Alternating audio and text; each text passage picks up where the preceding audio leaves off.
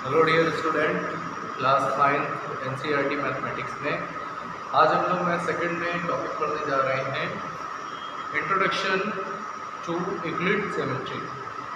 इसमें exercise 5.1 question हम लोग डिस्कस कर रहे थे। तो आइए आज हम लोग एक्सरसाइज 5.1 के कुछ और क्वेश्चन डिस्कस करते हैं स्टूडेंट। जैसे इसमें आपको क्वेश्चन नंबर 4 गिवन है। आप सभी लोग क्वेश्चन नंबर 4 अपनी अपनी बुक्स में रीड करेंगे। देखिए स्टूडेंट, सभी लोग क्वेश्चन नंबर 4 देखेंगे।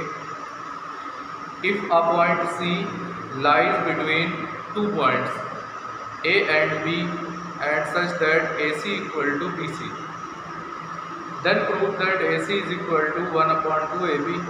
Explain by drawing the figure. आपको ये क्वेश्चन में बोला गया if a point C lies between two point A and B such that A C equal to B C. देखिए पहले तो आप इसका एक डायग्राम ड्रॉ कर लीजिए।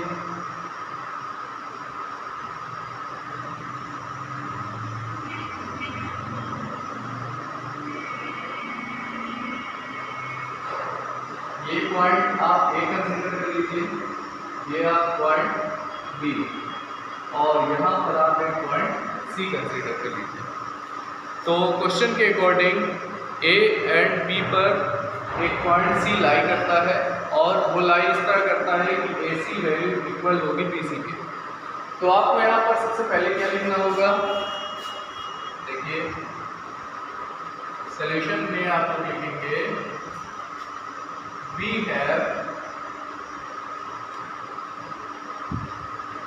have a point C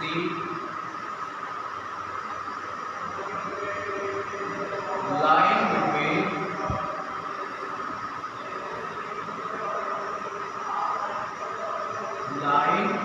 between A and B। Line between A and B, ये आपको क्वेश्चन में गिवन है। और यहाँ पर आपको ये भी गिवन है कि ए सी की जो वैल्यू है वो आपको किसके इक्वल दी है? ए सी की वैल्यू आपको गिवन है बी सी के इक्वल है। तो यहाँ पर देखिए ए सी और बी सी ये दोनों वैल्यू आपस में क्या है? इक्वल है।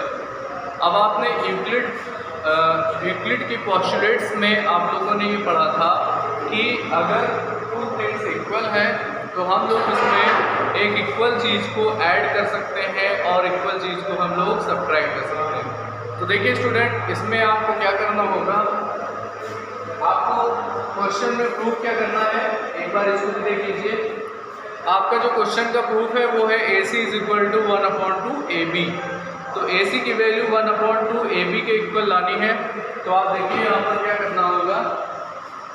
A C equals to B C given है, आपको इसमें क्या करना होगा? एडिंग ए सी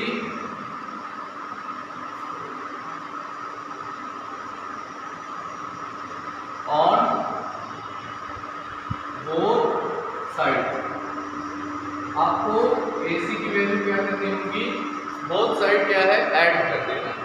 तो देखिए आप लोग क्या करेंगे? ये A C plus A C is equal to, यहाँ से आपको क्या मिलेगा? A C plus B C. देखिए A C equal to B C given था, हमने ए सी और ए सी दोनों इक्वल चीज़ें ऐड कर दी। अब आप इससे क्या वैल्यू मिलेगी आपको? ये हो गया 2ac इज इक्वल टू, ध्यान से देखिए स्टूडेंट, ए सी प्लस बी सी की वैल्यू डायग्राम से क्या है? ए सी और प्लस बी सी, डायग्राम से ए सी प्लस बी सी की वैल्यू पूरी ए बी के इक्वल हो जाएगी। तो ए सी प्लस बी सी की वैल्यू होल ए बी के इक्वल हो गई। अब आप यहाँ से अगर ए सी की वैल्यू निकालेंगे तो यहाँ पर अपॉन 2 आ जाएगा ये, और ये आ जाएगा ए बी। तो आपने यहाँ से देखा कि ए सी की वैल्यू क्या हो जाएगी? हाफ ए बी के इक्वल हो जाएगी। और हमको यही चीज़ क्या करना है? प्रूव करना है। तो आप क्या लिखेंगे? Hence prove. यही आपका फाइनल आंसर होगा स्टूडेंट। तो अब आप लोग अगला नेक्स्ट क्वेश्चन देखिएगा। देखिए स्टूडेंट्स, अब ना नेक्स्ट क्वेश्चन देखिए, question number 5। In question 4 point C is called mid point of line segment A B. Point C क्या है? मिड पॉइंट है लाइन सेगमेंट ए बी का। ऐसा आपको क्वेश्चन नंबर 4 में बोला गया है, जो आपको अभी बताया गया है। Prove that every line segment has one and only one mid point. आपको ये प्रूव करना है कि हर एक लाइन सेगमेंट में केवल एक मिड पॉइंट होता है। Prove that every line segment has one and only one point, यानी एवरी लाइन सेगमेंट, जो हर एक लाइन सेगमेंट्स होते हैं उसमें केवल उसका एक मिड पॉइंट होता है। ऐसा हमको क्वेश्चन में प्रूव करके बताना होगा। तो देखिए, ऐसा प्रूफ करने के लिए आपको एक कंसीडर करना होगा कि आपके पास एक लाइन सेगमेंट है और उसमें दो मिड पॉइंट है। देखिए, आपको प्रूफ करना है कि एक मिड पॉइंट होगा, लेकिन हम इसका कंट्राडिक्ट लेके चलते हैं। कंट्राडिक्ट का मीन्स होता है इसका हम उल्टा लेकर चलते हैं। हम लोग ये मानकर चलते हैं कि यहाँ पर ए बी लाइन सेगमेंट के 2 मिड पॉइंट्स पॉसिबल है। तो आप लोग देखिए ध्यान से, सबसे पहले आप एक डायग्राम बना लीजिए।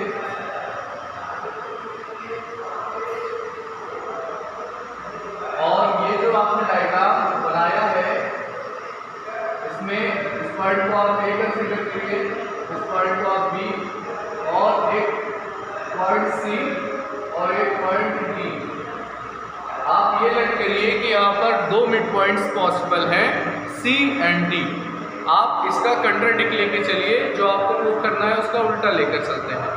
अब आपने देखिए यहाँ पर क्या ऐड किया हुआ है,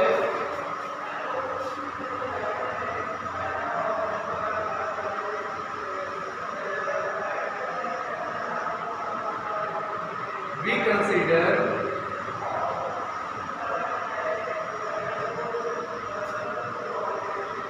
there are 2 mid point. We consider there are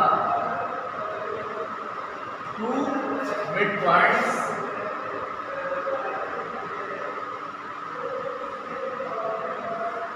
C and D of AB। देखिए, हमने यहाँ पर क्या लेट किया है कि यहाँ पर ए बी के 2 मिड पॉइंट्स होंगे, सी एंड डी। तो देखिए स्टूडेंट, अगर 2 मिड पॉइंट्स हैं, तो अगर आप सी को मिड पॉइंट बोलेंगे तो ए सी की जो वैल्यू होगी वो इक्वल होगी किसके? बी सी के। और अगर आपने डी को मिड पॉइंट लेट किया है, अगर ये आप डी को मिड पॉइंट लेट कर रहे हैं, तो ए डी की वैल्यू इक्वल हो जाएगी बी डी के। तो आप यहाँ पर क्या लिखें? A D is equal to B D. देखिए, ये आप इक्वेशन नंबर 1 लेट कर लीजिए और इसको आप इक्वेशन नंबर 2 लेट कीजिए। अब आप इक्वेशन नंबर 1 से इक्वेशन नंबर 2 को सब्ट्रैक्ट कर दीजिए। तो आप क्या लिखेंगे? Subtracting equation number 2 from equation number 1। 2 को क्या करिए? सब्ट्रैक्ट कर दीजिए 1 से। तो आप जब इसको सब्ट्रैक्ट करते हैं तो आपको ए सी की value A C minus A D, ये आपको यहाँ से वैल्यू मिल गई।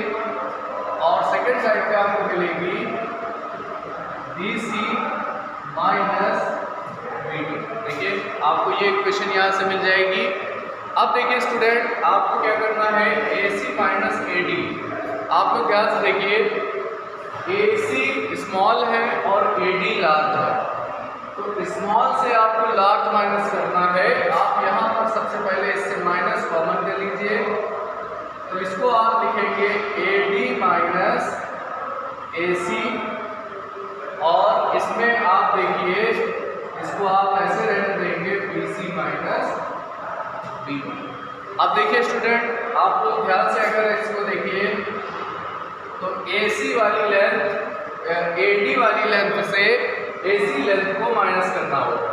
देखिए AD लेंथ क्या है, ये पूरी कंप्लीट लेंथ है और उसमें से AC लेंथ को जब आप माइनस करेंगे तो आपको ये मिड वाली वैल्यू मिल जाएगी और ये मिड वाली वैल्यू को CD वैल्यू बोला जाएगा। तो देखिए आपको यहाँ से क्या मिल जाएगा, CD वैल्यू मिल गई और इसको ध्यान से देखिए BC माइनस BD करना है आपको। BC ये कंप्लीट वैल्यू है, BD ये वैल्यू है। आप जब इसको माइनस करते हैं तो आपको यहाँ से क्या मिलेगा, CD मिल जाएगा। अब देखिए अगर आपको यहाँ पर CD और CD मिल गया है तो ये माइनस का CD, आप इसको इस साइड में ट्रांसफर कर दीजिए। यहाँ से आपको मिलेगा 0 CD प्लस CD। इसको आप 2CD लिखेंगे, यहाँ पर आपको 0 वैल्यू मिल गई और अब आप देखिए यहाँ से CD की वैल्यू होगी 0/2 यानी कि 0। देखिए CD की वैल्यू जो 0 आ गई है ये हमको क्या शो करती है, ये शो करती है कि C और D के बीच की डिस्टेंस क्या है, 0 है। और जब C और D के बीच की डिस्टेंस 0 होगी तो इसका मीन्स हुआ C और D कोइंसाइड करेंगे यानी C और D एक ही पॉइंट्स होंगे। तो आप यहाँ पर लिखेंगे this shows C and D are same point। ये हमें शो करता है कि C और D क्या है, सेम पॉइंट होगा। और देखिए जब C और D सेम पॉइंट होता है तो इसका क्या मतलब होता है, C और D को आपने मिड पॉइंट लेट किया था तो इसका ये मतलब होता है कि AB के केवल एक मिड पॉइंट पॉसिबल होगा, वो होगा केवल C। तो ये हमको इस क्वेश्चन में ये शो करता है। ठीक है, अब आप लोग इसके बाद नेक्स्ट क्वेश्चन देखेंगे। देखिए स्टूडेंट्स, अब आप लोग इस एक्सरसाइज का क्वेश्चन नंबर 6 और 7 डिस्कस करेंगे। देखिए आप लोग क्वेश्चन नंबर 6 ध्यान से आप लोग समझिएगा, इसमें क्या बोला जा रहा है। In figure 5.10 if AC is equal to BC then prove that AB equal to CD। तो देखिए स्टूडेंट, यहाँ पर AC इक्वल टू BD आपको गिवन है। आप यहाँ पर सबसे पहला काम ये करिएगा कि दोनों साइड में BC को माइनस कर दीजिएगा। इससे आपके पास दो इक्वेशन बनेगी, फिर आप इसको सॉल्व करेंगे। क्वेश्चन नंबर 6 को आप अपने आप से ट्राई करिएगा। आइए अब हम लोग देखते हैं क्वेश्चन नंबर 7। और क्वेश्चन नंबर 7 में आपसे क्या बोला जा रहा है, आप लोग ध्यान से समझिएगा। तो देखिए ध्यान से बच्चों, देखिए students, question number 5, why is axiom 5 in the list of Euclid axioms considered a universal truth. आपको बताना है कि क्यों एक्सियम 5 जो यूक्लिड एक्सियम में आपको दी गई है वो कंसिडर्ड है यूनिवर्सल ट्रूथ, उसको हम लोगों ने यूनिवर्सल ट्रूथ क्यों माना है। Note that the question is not about the fifth postulate, और ये क्वेश्चन फिफ्थ पोस्टुलेट से नहीं है। आपको ये बताना है कि जो यूक्लिड की फिफ्थ एक्सियम है उसको हम यूनिवर्सल ट्रूथ क्यों मान रहे हैं। तो देखिए स्टूडेंट्स, इसके लिए आपको क्वेश्चन नंबर 7 का सॉल्यूशन लिखना होगा।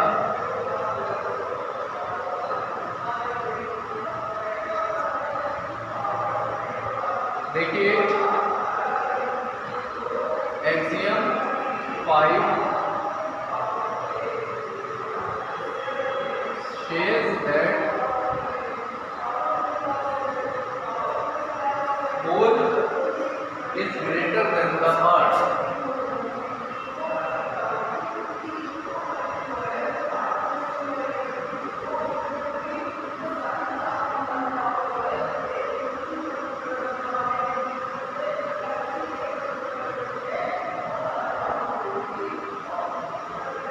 Whole is greater than part। तो देखिए एक्सियम 5 क्या बोलती है, axiom 5 says that whole is greater than the part। आपको बताया गया है कि जो होल पार्ट होता है वो ग्रेटर देन होता है पार्ट से। तो इसको हम लोग कैसे एज्यूम करेंगे, देखिए जैसे हमने एक सबसे पहले सर्कल ड्रॉ किया और उस सर्कल में हम लोगों ने ये एक पार्ट कट कर लिया इस सर्कल का। देखिए ये पार्ट जब आप सर्कल का कट करते हैं तो सर्कल 2 पार्ट्स में इस तरह से दिखता है। जैसे हमारे पास पार्ट है,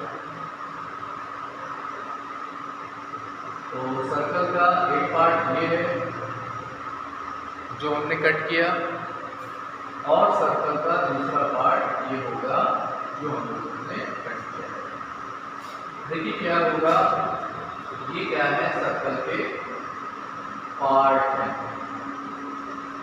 ये एक सर्कल का पार्ट है। देखिए ये भी सर्कल का क्या है, पार्ट है, और ये देखिए क्या है, ये सर्कल का होल है। यानी ये एक कंप्लीट सर्कल है, इसकी ये एक पार्ट है और ये भी एक पार्ट है। तो आप देखिए कि ये पार्ट और ये पार्ट में ये वाला पार्ट क्या है, ग्रेटर होगा, इस पार्ट से ये पार्ट ग्रेटर होगा। उसके बाद ये एक पार्ट और है, स्मॉलेस्ट पार्ट, ये पार्ट और इस पार्ट की अगर आप कंपेयर करेंगे तो होल ये सर्कल है और पार्ट ये है, तो whole circle is greater than the part. तो देखिए स्टूडेंट, ये किसी भी थ्योरी में या किसी भी ऑब्जेक्ट के लिए ये ऑलवेज ट्रूथ होगा।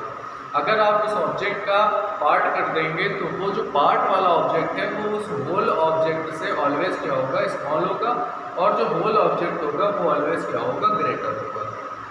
तो यही एक्सियम नंबर 5 में हम लोगों को बोला गया है।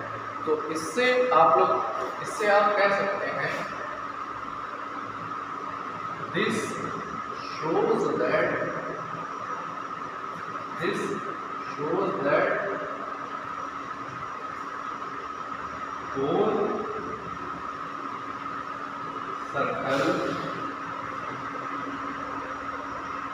shows that whole circle is greater than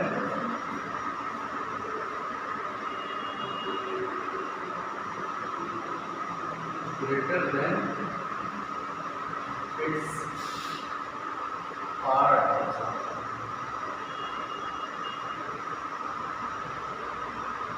Greater than its part of circle.